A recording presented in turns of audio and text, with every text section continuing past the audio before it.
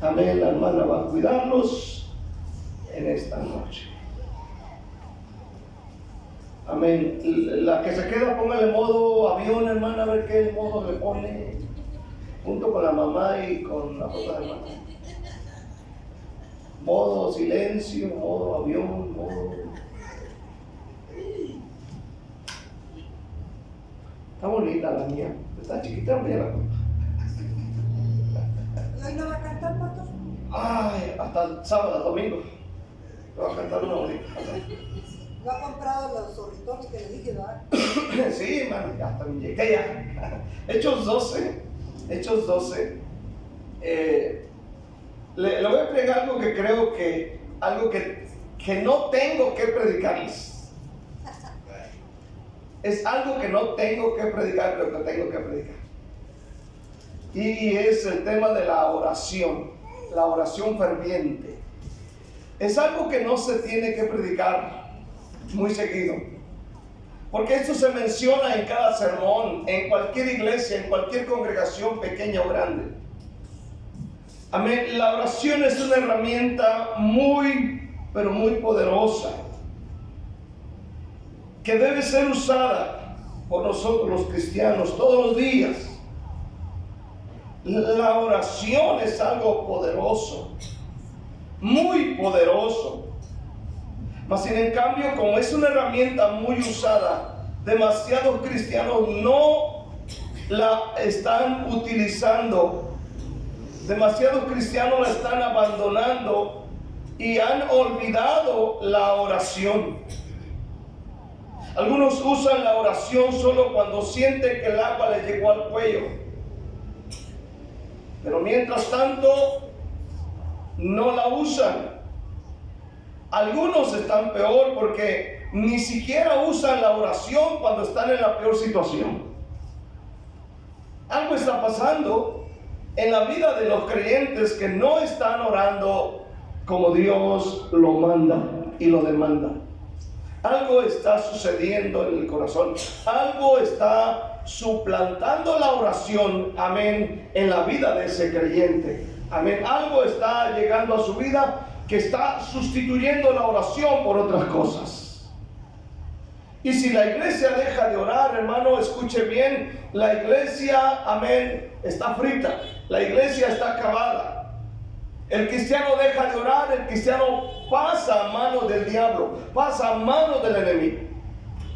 Si hay algo que el enemigo pueda temer, es a un creyente de oración. Él no teme cuando usted canta coritos y cierra los ojos y derrama lágrimas de cocodrilo. Amén. Él tiene temor cuando alguien, hermano, está realmente orando todos los días. Hechos 12. En aquel mismo tiempo el rey Herodes echó mano a algunos de los de la iglesia para maltratarles y mató a espada a Jacobo, hermano de Juan. Viendo que esto había agradado a los judíos, procedió a prender también a Pedro. Eran entonces los días de los panes sin levadura. Y habiéndole tomado preso, le puso en la cárcel, entregándole a 4 grupos de 4 soldados, cada uno para que le custodiasen, y se proponía sacarle al pueblo después de la Pascua. Así que Pedro estaba custodiado en la cárcel, pero la iglesia hacía sin cesar oración a Dios por él. El versículo 5 es la clave. Padre, te damos gracias, porque en este día tú nos has ayudado y nos has bendecido. Tú nos has guiado y en esta noche estoy orando para que tu espíritu se mueva de una manera gloriosa en nosotros. Ayúdame a entender y ayuda a tu iglesia en esta noche a que ellos reciban la revelación de Hechos 12. En el nombre de Jesús te lo pido, y su iglesia dice un fuerte amén. La oración ferviente. Quiero ver acerca de la dura situación que ellos estaban pasando. Según el versículo 1 y 2, están pasando una situación muy dura, muy dura. ya que el rey Herodes echó mano a algunos de la iglesia para maltratarles. Pero también el versículo 2 dice que él mató a uno de los líderes de la iglesia, a Jacobo, hermano de Juan. Amén. Sé que la situación estaba muy dura. Y aquí vemos que Herodes Agripa, el que gobernaba a los judíos, empezó a maltratarlos y maltrata a algunos de la iglesia, asesina a Santiago o Jacobo. Y la Biblia dice que esto sucedió en los días de la fiesta de la Pascua. Hay un porqué él hizo esto en estos días. Y viendo esto, y viendo que esto había agradado a los judíos, procedió a prender también a Pedro. Dice, eran entonces los días de los panes sin levadura. Amén. El rey Herodes, al perseguir a los cristianos en Jerusalén y dar muerte al apóstol Jacobo, él se da cuenta que sus acciones agradaron a los judíos, quienes odiaban a los hermanos en Cristo. Y dice que era el tiempo de los panes sin levadura. Recordemos que esto sucedió en el libro de Éxodo, cuando salían de la cautividad, luego comerían el carnero, comerían, y sucede esto en esta época. Y Herodes aprovecha cuando más personas han subido a Jerusalén para adorar. Y dice que él vio que esto agradó a la gente. Por lo tanto, él procedió a prender también a Pedro y lo metió en la cárcel. Lo arrestó. Eran entonces los días de los panes sin levadura, la Pascua. Esta fue una movida estratégica, ya que en ese momento había más judíos de lo normal en la ciudad, porque la gente subía a celebrar de todas partes y podría impresionar a un mayor número de personas con sus acciones. Pero el plan de Herodes, amén, no solamente era maltratar a un grupo o asesinar a Jacobo, causar temor, pero también la intención era matar a Pedro. Recordemos que a quien asesina es a uno de los líderes del cristianismo aquí, a Jacobo. Pero también la intención de él es querer matar a Pedro. O sea que puedes pensar, la situación está dura, está crítica, no es fácil. El temor se ha apoderado de la gente, de los cristianos. Ahora Pedro está preso. Amén. Pero lo que Herodes no sabía es que había un grupo de hermanos que creían en el poder de la oración. ¿Cuántos creen en el poder de la oración? La cosa está bien crítica. La cosa está bien difícil. Humanamente no se puede hacer mucho. ¿Qué haremos? ¿A quién consultamos? ¿A quién le pedimos ayuda en estos casos? Es Herodes, es un rey, es un gobernante poderoso, malvado. ¿A quién podían acudir? ¿A qué autoridad podían ellos ir? Lo único que les restaba era voltear hacia el cielo y clamar al Dios que está sentado en su trono. Y ante el encarcelamiento de Pedro, los cristianos se reúnen para orar en casa de María, madre de Marcos. Ahora, es muy probable, por el contexto, por lo que se mira, es muy probable que la fe de estos cristianos estuviera débil. Ya han matado a uno de sus líderes. El segundo, que era Pedro, está preso. Y la intención es también matarlo. Y hay otro grupo, como dice en el versículo 1, había otro grupo que ha sido maltratado por él.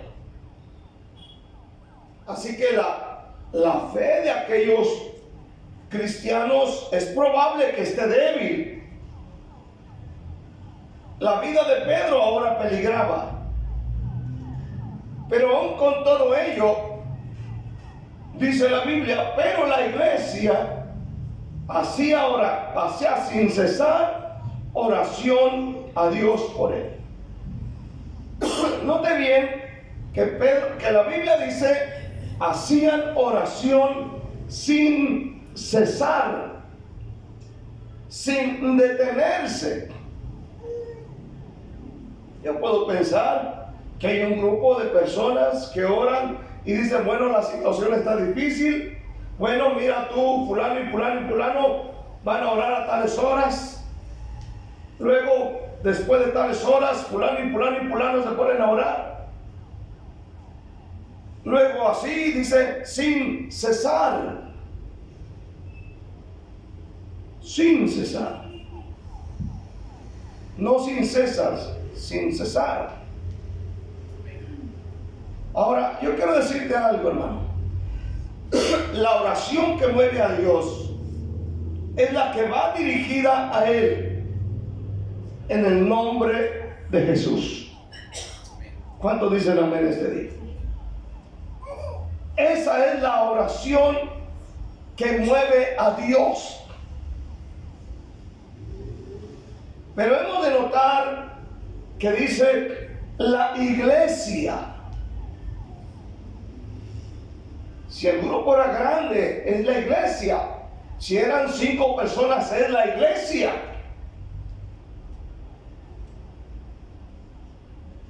Entonces, hermano, podemos mover la mano de Dios, usted y yo, en este día. Y la oración que tiene poder es la oración que va dirigida a Él en el nombre de Jesús. Dije en el nombre de Jesús, no en el nombre de la Trinidad. Porque de repente escuchamos hermanos orando en el nombre del Padre y del Hijo y del Espíritu Santo. Y suena espiritual. Pero Jesús nunca dijo que orásemos así. Juan 14:12. Juan 14, versículo 12. Amén. Dice así: de cierto os digo, el que cree en mí, las obras que yo hago, él las hará también, y aún mayores hará, porque yo voy al Padre. Y todo lo que pidieres al Padre en mi nombre, no dice que lo pidas en el nombre de la Trinidad, dice en el nombre de Jesús, dice todo lo que pidieres al Padre en mi nombre, lo haré para que el Padre sea glorificado en el Hijo. Si algo pidieres en mi nombre, yo lo haré. Capítulo 16, versículo 23. En aquel día no me preguntaréis nada. De cierto os digo, que todo cuanto pidiereis al Padre en mi nombre, os lo daré. Hasta ahora nada habéis pedido en mi nombre. Pedid y recibiréis, para que vuestro gozo sea cumplido. ¿Lo estamos entendiendo esta noche? ¿Sí? ¿Ha oído hermanos que oran así? Padre, hermanos, oren por eso y piden en el nombre del Padre y del Espíritu Santo. Y suena muy espiritual. Y no estoy diciendo que sea pecado tampoco, pero de la manera en como el Señor dijo en mi nombre. ¿Cuál es ese nombre? ¿Cuál es ese nombre? Jesús. Juan 15, versículo 16. No me elegisteis vosotros a mí, sino que yo os elegí a vosotros y os he puesto para que llevéis fruto y vuestro fruto permanezca, para que todo lo que pidiereis al Padre en mi nombre, Él os lo dé. No se debe de pedir en el nombre de Dios, sino en el nombre de Jesús. El nombre de Jesús. Para que todo lo que pidieres al Padre en mi nombre.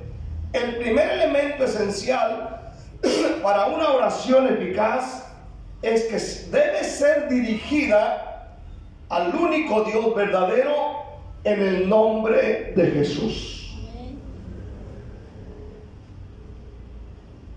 O sea, la oración debe ser dirigida: Padre, en el nombre de Jesús te lo pido. ¿Por qué?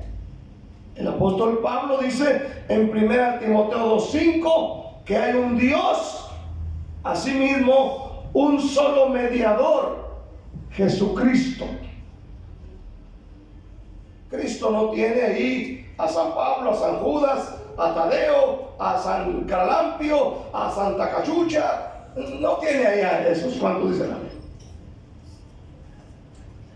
¿O sí crees que están ellos ahí? No. La Biblia dice que el único mediador es Jesucristo. ¿Cuántos dicen amén? No hay nadie más. No está ahí Santa Catalina y Santa Crescencia y San Apóstol, no sé qué. No. El único es Jesús.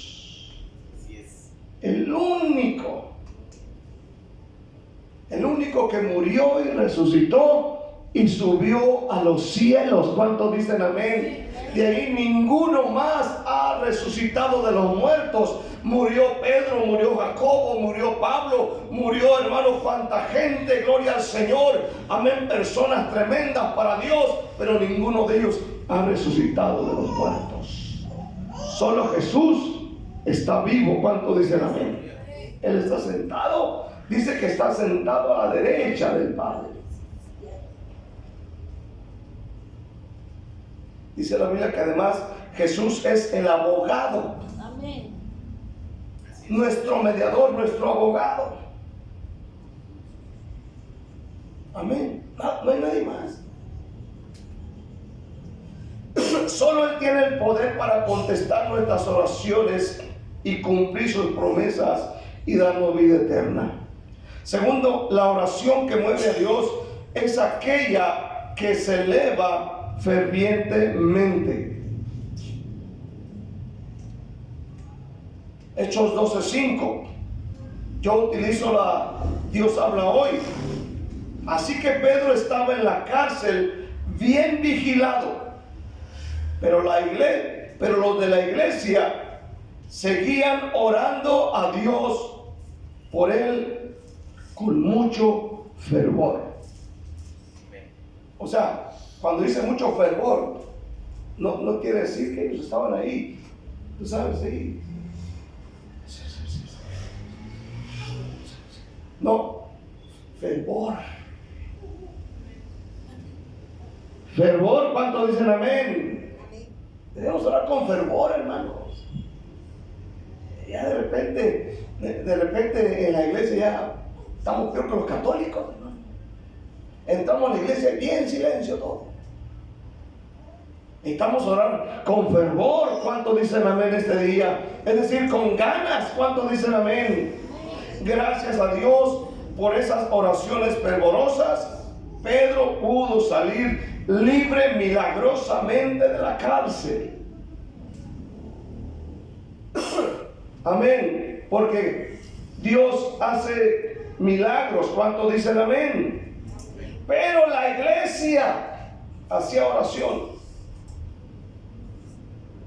Ponte de acuerdo con nosotros. Vamos a orar por necesidades. Vamos a orar unos por otros. Y cuando Herodes le iba a echar aquella misma hora, dice la Biblia, le iba a sacar, estaba Pedro durmiendo entre dos soldados, sujeto con dos cadenas, y los guardas delante de la puerta custodiaban la cárcel. Y aquí se presentó un ángel del Señor, y una luz resplandeció en la cárcel, y tocando a Pedro en su costado, le despertó diciendo: levántate pronto. Y las cadenas se le cayeron de las manos.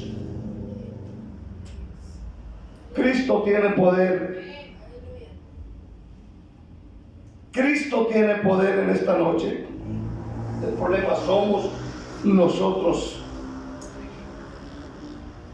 Cuando oremos, amén, por necesidades, levantemos la voz, hablemos con fervor con Dios. Dios nos espanta cuando oramos con fervor, con ganas. No seamos demasiado religiosos. Oremos como verdaderos hijos de Dios. Dice la Biblia: clama a mí y yo te responderé. Jeremías 33:3. Santiago 5:17 dice que Elías oró fervientemente a Dios. Oró con fervor y Dios lo oyó en el cielo y detuvo la lluvia 3 años y medio. Volvió a orar fervientemente y Dios hizo descender su lluvia. Oremos con autoridad, oremos con ganas, oremos con deseos, oremos, hermano, con muchos deseos cada día. Amén. Necesitamos aprender a orar. Necesitamos aprender a orar cada día. Buscar a Dios. Señor, ¿por qué quieres que ore? Hablaba con alguien el otro día y le decía: es muy necesario que estés orando por ti mismo también. Y me decía: ¿cómo por mí? Sí, debes orar por ti mismo, porque a veces el problema no es la gente, sino uno mismo. Porque uno mismo anda con un carácter que no se aguanta. A veces trae depresión, trae soledad, trae tristeza. Tiene que orar que Dios le haga libre de amargura, de odio, de rencor, de resentimiento. Tiene que orar por sí mismo todos los días. Porque el problema no es la gente, a veces el problema somos nosotros todos los días. Quiero ver por último a no dejar de orar. No dejar de orar. El apóstol Pablo le escribió a la iglesia de Tesalónica y le dijo: orad sin cesar. Orad sin cesar. En nuestro compañerismo tenemos la costumbre de orar todos los días en la mañana en el templo. A cualquier iglesia que usted va del compañerismo Casa del Alfarero, en Guatemala, en México, en Honduras, en Estados Unidos, en Rusia, en Holanda, usted va a escuchar de la oración en las mañanas todos los días. Amén. Todos los días. Y el hombre que no tiene esta costumbre de orar diariamente en las mañanas en el templo, no se le da ni un ministerio. A un hombre que no ora todas las mañanas no se le puede dar el ministerio de pastorado. ¿Cuántos lo escucharon este día? No se le puede dar. Bien puede ser lo que usted quiera, teólogo, cristólogo, lo que sea, pero si no está orando, no lo pueden enviar. No puedes ser pastor si no eres hombre de oración. Sin oración no hay bendición. Sin oración no hay unción. Sin oración no hay revelación. Sin oración, lo que hablamos son solo palabras. Si usted rechaza la oración, Dios no lo respalda. Tiene que haber oración. Los que tienen un ministerio necesitan dedicar horas de oración todos los días.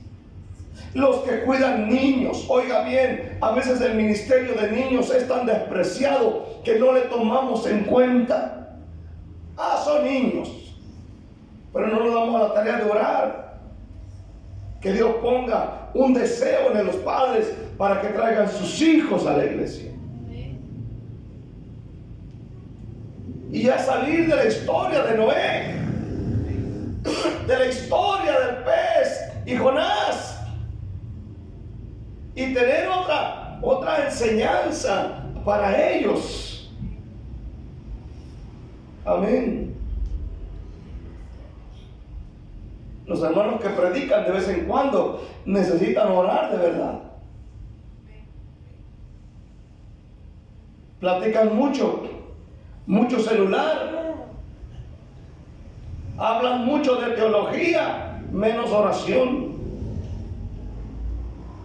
Necesitan tomarle importancia a la oración. ¿Por qué? Porque veo que muchos han dejado a un lado la oración. Si usted se fija, los que oran son muy poquitos en cada culto, en cada iglesia. Es una minoría. Observe los domingos de la mañana. La mayoría no le importa la oración. No les importa la oración. Dejar de orar es dejar a un lado una de las prácticas espirituales más fundamentales del cristianismo. No puedes dejar de orar si eres cristiano. Porque si dejas de orar, significa que dejas a Dios. Significa que tú puedes todo.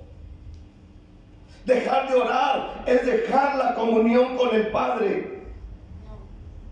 Dejar de orar es no querer nada con Dios. Porque yo ya me la sé de todas a todas. Porque yo solo puedo.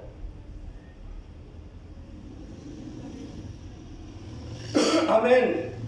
Dejar de orar es abandonar a Dios, es alejarte de Dios. Amén.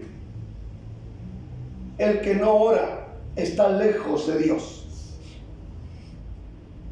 El que no ora está lejos de Dios, porque la oración te conecta con Dios todos los días. ¿Cuántos dicen amén?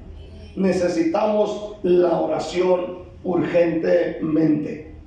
No podemos sustituir la oración por nada.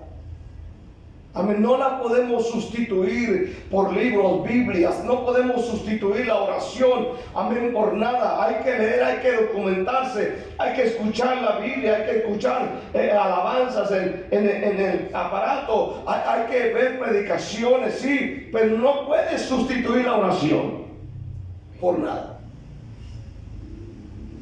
Necesitamos a Dios todos los días. Yo necesito a Dios cada día de mi vida. Tú necesitas a Dios. La oración funciona. Y estamos levantando en oración. Que el propósito de este año que viene sea: Señor, voy a ser una mujer de oración, voy a ser un hombre de oración.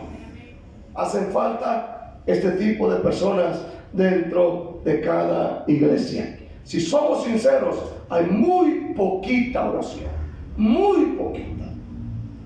Necesitamos la oración. Denle un aplauso a Cristo Jesús con toda su fuerza. Dele gracias en esta noche. Bendito Dios.